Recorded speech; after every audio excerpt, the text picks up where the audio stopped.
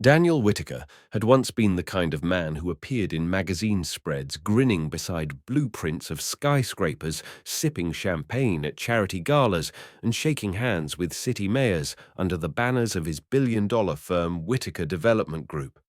But none of that power or prestige meant anything anymore. Not since the accident. 2 years ago, Daniel had been driving down a winding hill after a late client meeting when his daughter Lily, seated in the back seat, screamed. A drunk driver had run a red light. Daniel survived with barely a scratch. Lily didn't. She lost her sight that night, and something else even harder to name, her childlike joy, her laughter, her trust in the world.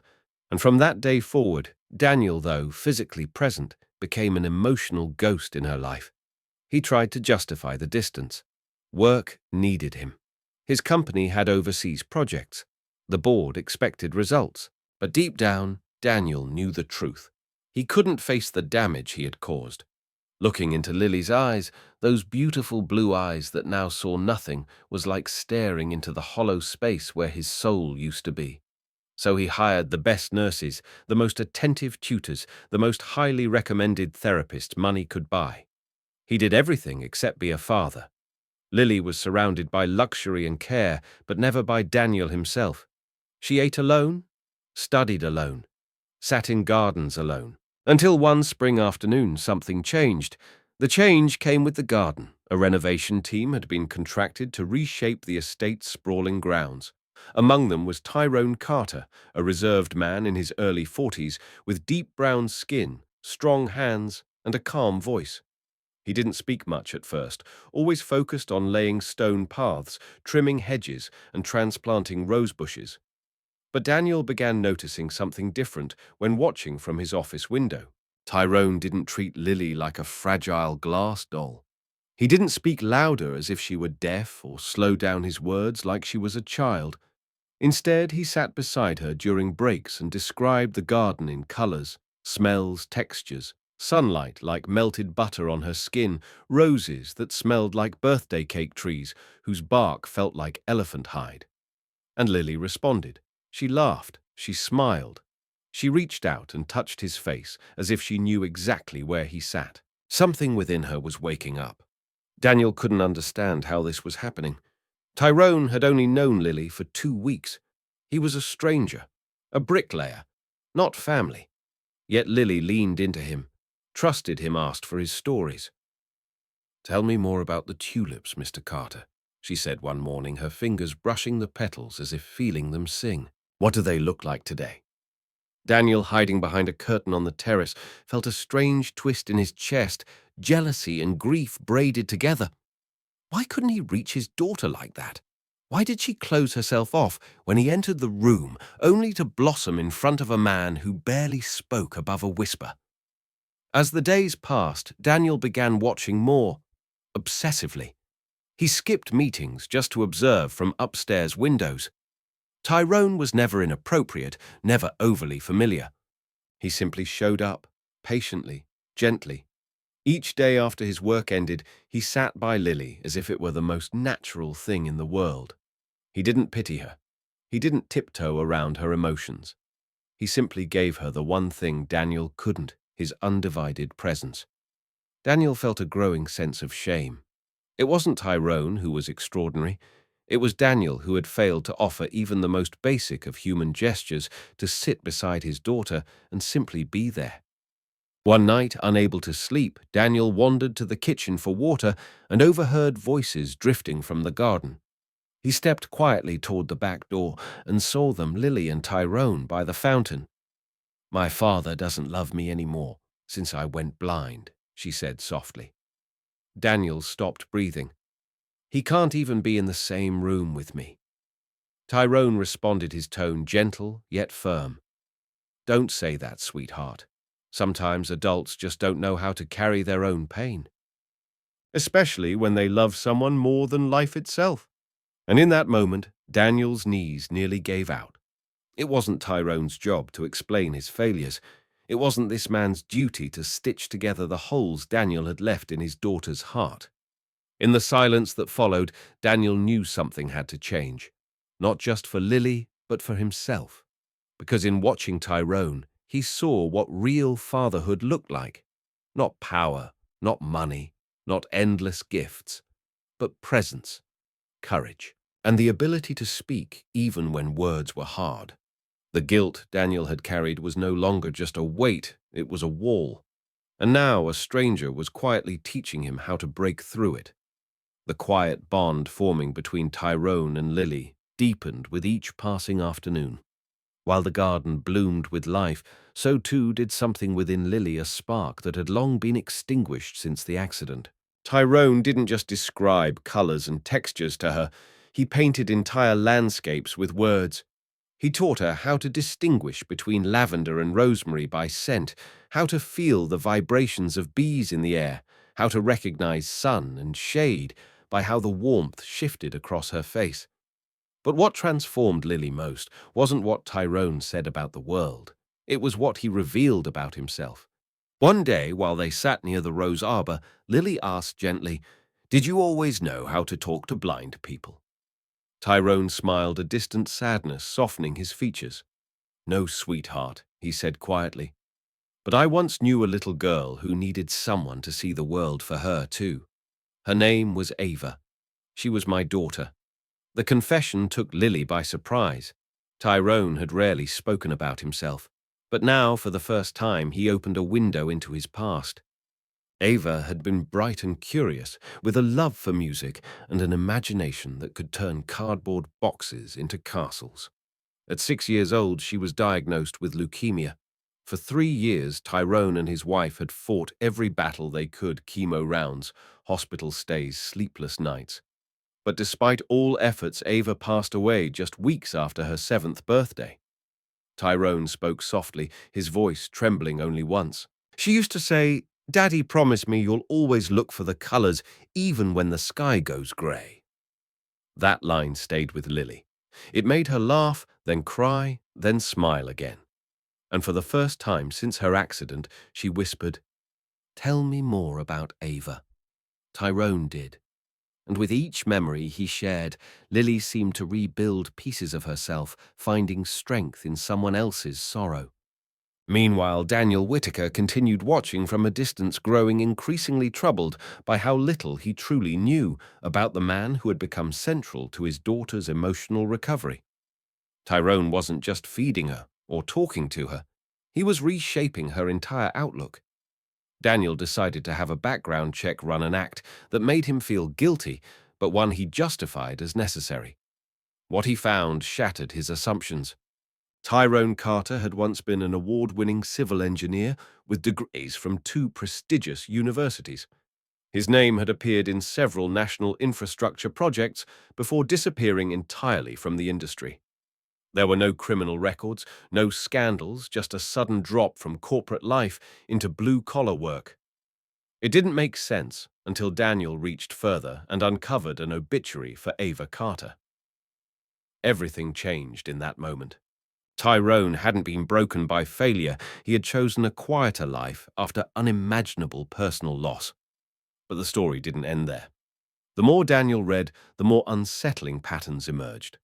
Tyrone and his wife had consulted a pediatric neurologist named Dr. Gregory Shaw during Ava's treatment.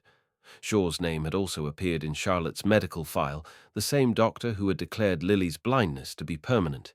Alarmed, Daniel began reviewing Shaw's credentials and found a pattern of malpractice accusations, premature diagnoses, hush money settlements, and quiet hospital transfers. Though no single case had led to a formal conviction, the paper trail was damning. It was enough to suggest that Shaw had spent years hiding behind powerful legal shields, while misdiagnosing vulnerable patients, Ava possibly among them, and Lily potentially the next. Daniel's pulse quickened as he laid the 2 files side by side, Lily's and Ava's. Identical terminology, similar test results, the same experimental treatment protocol. It was too precise to be a coincidence. Suddenly, Tyrone's presence in their lives no longer felt like chance. Had he known all along? Had he come here looking for answers or justice? Daniel's emotions twisted into knots. Fear for Lily, guilt for his ignorance, and a growing sense of dread that his daughter had not only been a victim of a tragic accident, but might also have been failed by the very system meant to save her. The discovery left Daniel reeling. He couldn't sleep, couldn't focus at work. He sat for hours in his home office watching the garden camera feed as Tyrone and Lily continued their gentle routine, touching leaves, discussing sky colors, laughing about how sunflowers always seemed to nod hello. The man Daniel had doubted even investigated now appeared not as a threat, but as someone who might hold the key to everything. Still, questions lingered. Why hadn't Tyrone said anything? Why had he waited? What did he really want? Despite his fears, Daniel couldn't deny one thing. Tyrone had done more to help Lily than anyone else in the past 2 years. His emotional compass, though scarred by tragedy, pointed true. And perhaps Daniel realized this wasn't about revenge. Perhaps it was about redemption. Two fathers broken by a single man's negligence, now drawn together by a truth too powerful to ignore. As Daniel stared into the moonlit garden that night, he knew the deeper story was just beginning. The path ahead would test everything: loyalty, trust, and the limits of forgiveness. It was a stormy Thursday evening when Tyrone Carter asked to meet Daniel Whitaker in private. Lily had just gone to bed, her laughter from the garden still echoing faintly through the halls. Tyrone waited in Daniel's study, the man who had quietly reshaped the emotional landscape of his home, now standing at the heart of it. He carried a folder in his calloused hands, not tools or blueprints, but documents that would upend everything Daniel thought he knew about his daughter's diagnosis. Without a word, Tyrone placed the folder on Daniel's desk and looked him in the eye with a calm intensity. "I believe you've already received something like this," he said. "I was the one who sent the anonymous envelope. I had to know if you'd see the truth for yourself." Daniel didn't move. His fingers hovered above the folder like they were afraid of what they might touch. "What is this?" he asked, though he already knew. "Proof," Tyrone replied. "Proof that Dr. Gregory Shaw isn't just negligent, he's a fraud. And he stole years from both our daughters." Inside the folder were pages of medical records, internal hospital memos, and signed statements from former patients' families. Most chilling was Ava Carter's file test results that contradicted her diagnosis timelines, that didn't match her symptoms, and a final treatment plan that bore Dr. Shaw's signature, despite lacking approval from the hospital ethics board. Daniel's hands trembled as he read.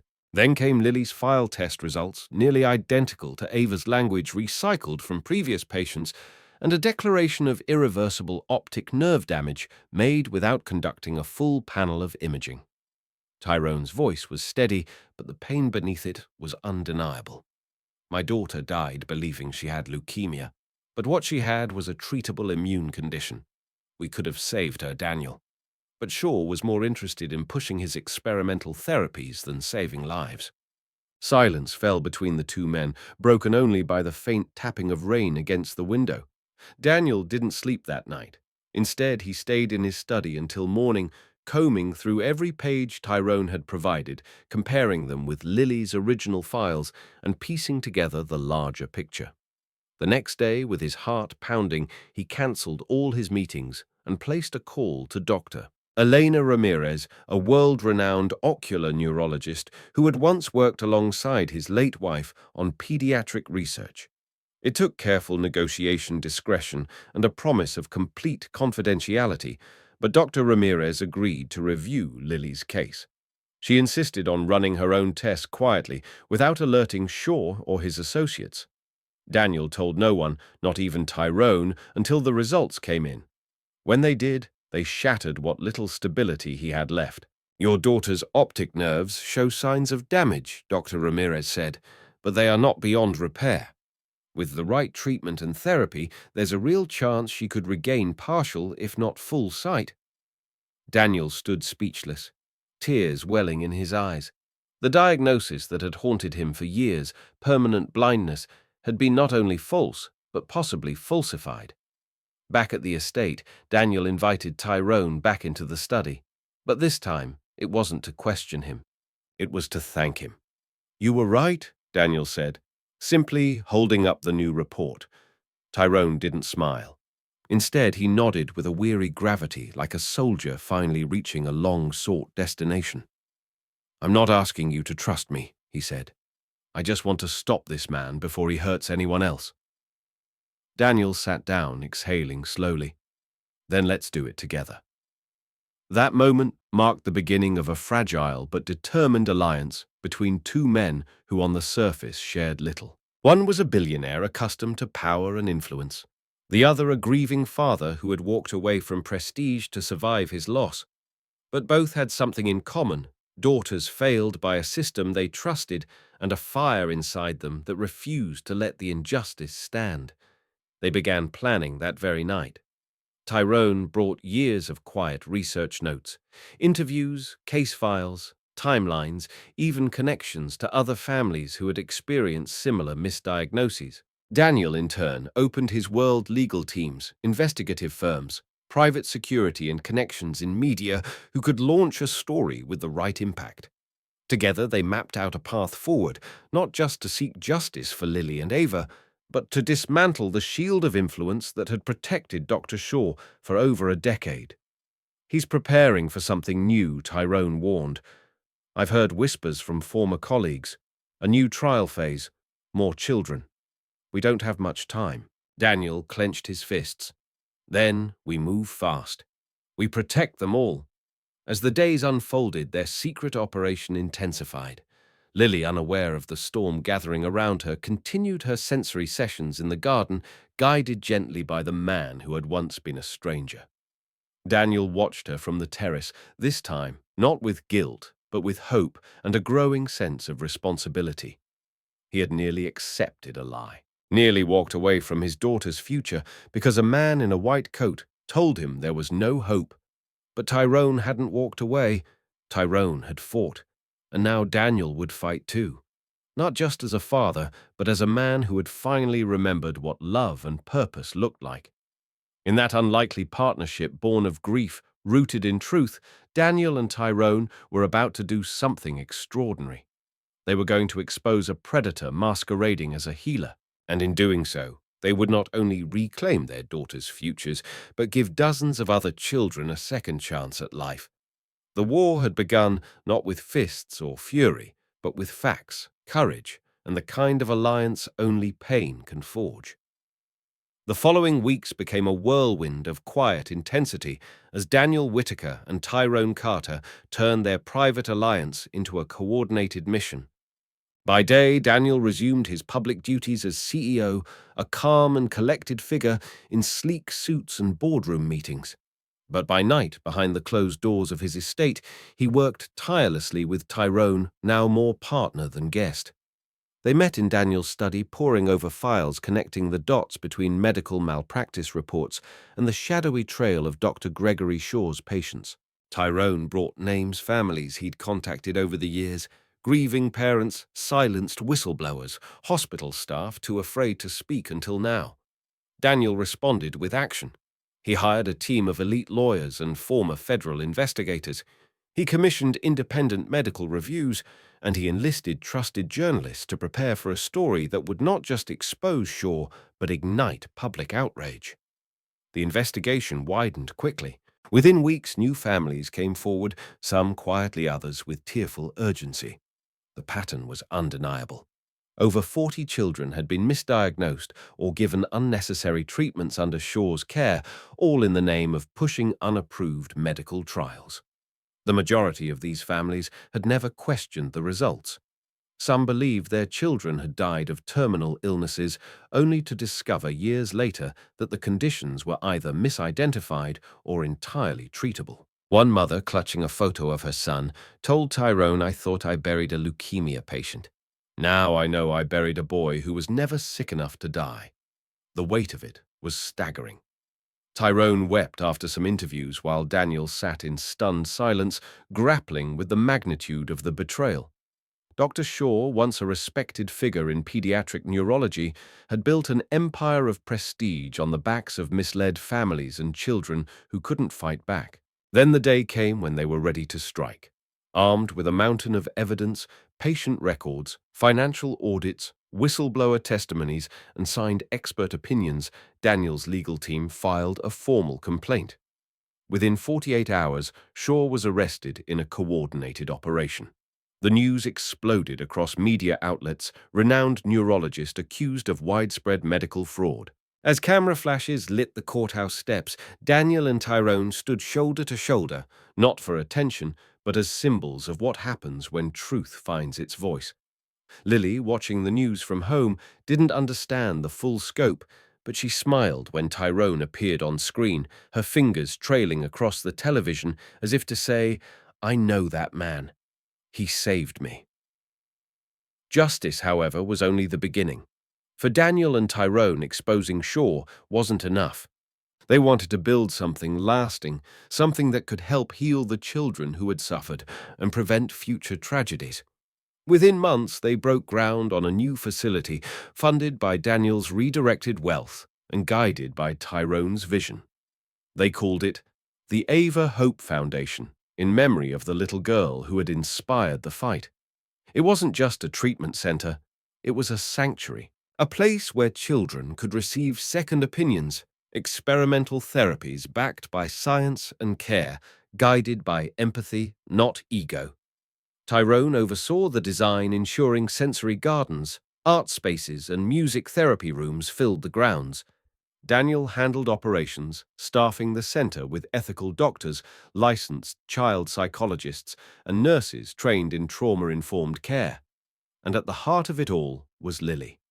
Her story became the pulse of the foundation, living proof that a wrong diagnosis didn't have to define a future. Her sight was improving slowly but steadily under the care of Dr. Elena Ramirez. But even before full recovery, she lit up every room she entered.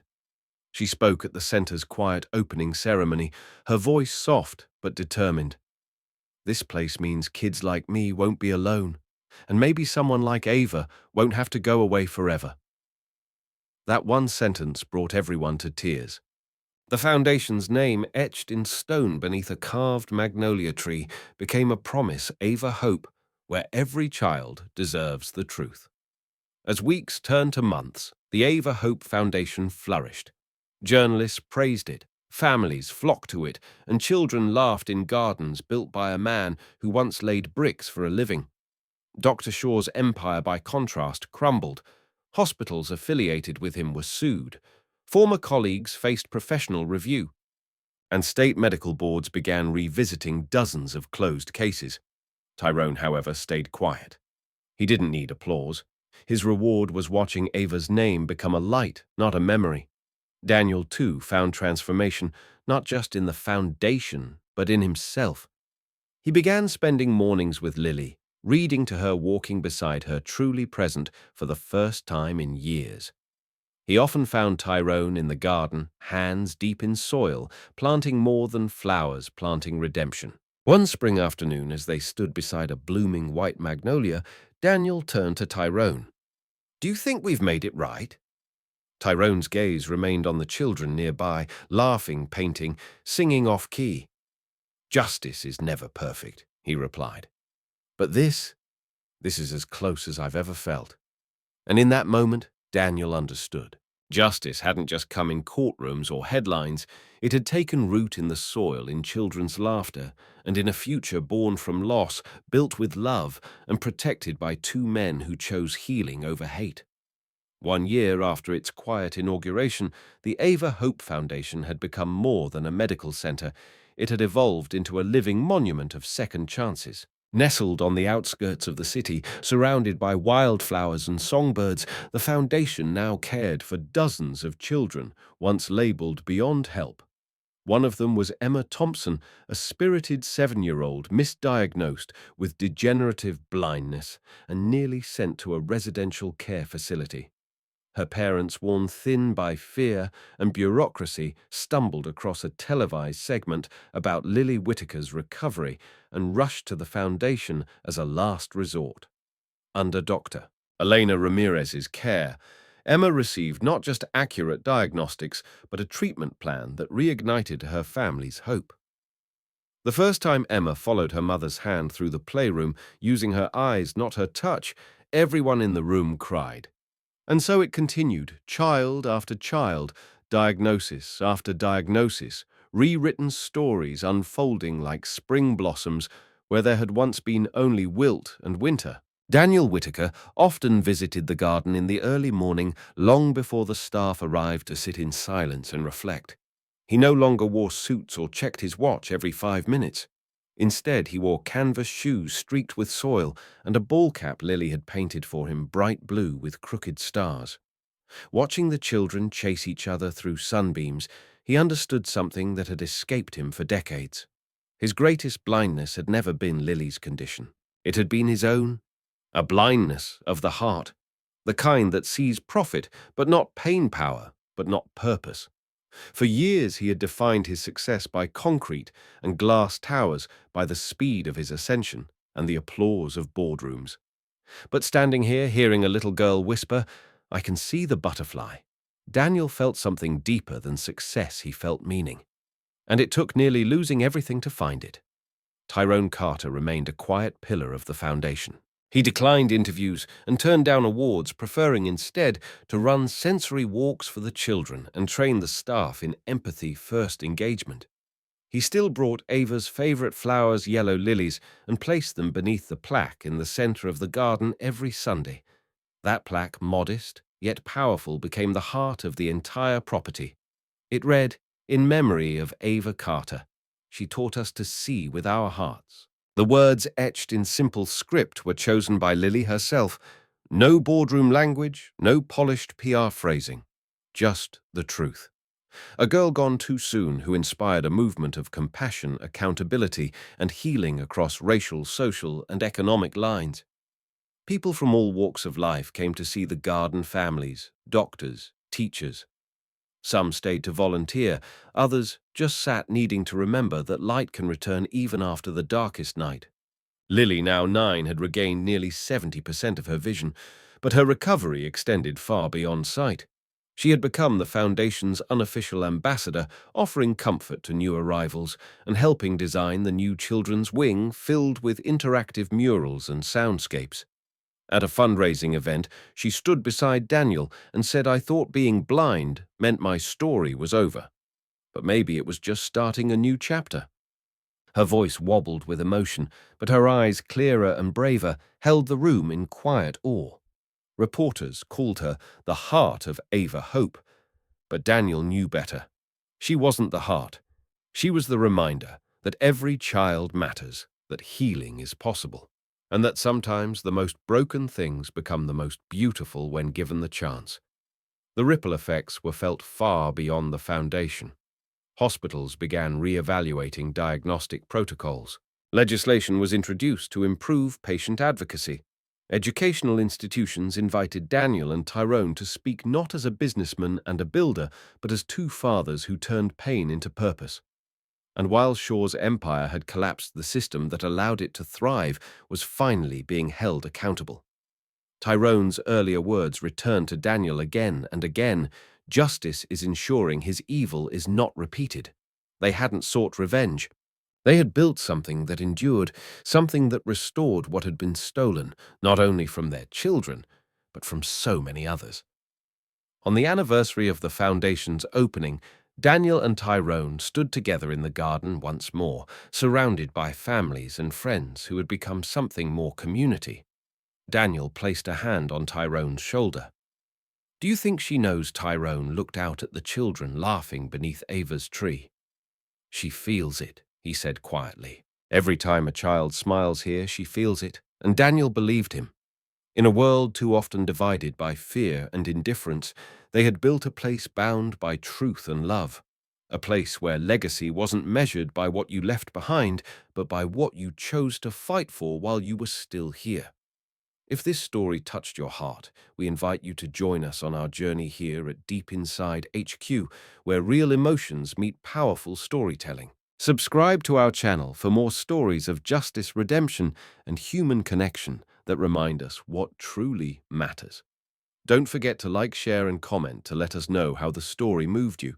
Your voice helps bring light to more untold stories, and together we can build a community grounded in truth, compassion, and hope.